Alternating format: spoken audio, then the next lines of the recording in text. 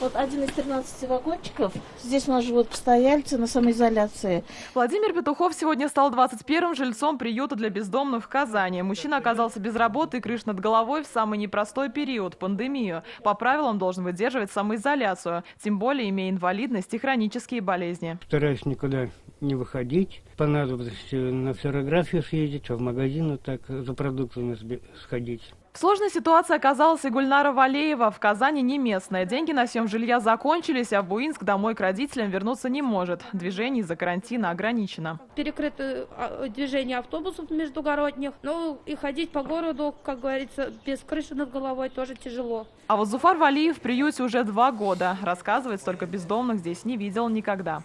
Коронавирус как раз, говорит, бомжи, говорит, разводит по всей городу. Они в виде ладят. Они без маски ходят. В связи с наплывом бездомных начальство здесь установило уже 3 новых спальных вагончика на 4 койки-места. И скоро вместо вот этих старых досок здесь появятся новые двухъярусные кровати и вся необходимая новая мебель. По словам организаторов, в день сюда приходит по 150 человек. Одни поесть, другие на ночевку. И запасов еды, одежды и мест уже не хватает. Расширяемся, дополнительных 16 койк-мест становится. Приходит, моет здесь руки.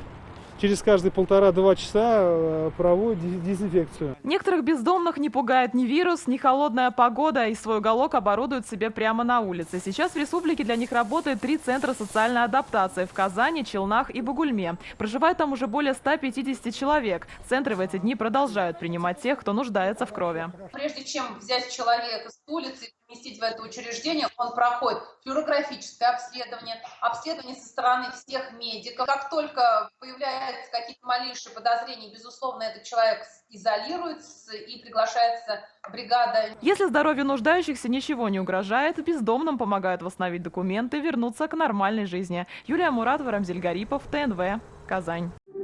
Yoz yaxshi xabarlar olib kela. Yangi asr kanalında dünya ko'rgan Жылы izleyjonlar filmin qabat qarorga tilaysizmi? Ko'p sonli tomoshachilar so'rovi bo'yicha filmning barliq seriyalarini hozir tnv.ru saytida ko'rarga bo'ladi. Все новости дня, выпуски программы «Новости Татарстана», программы и фильмы на сайте tnv.ru и на YouTube-канале ТНВ. Подписывайтесь.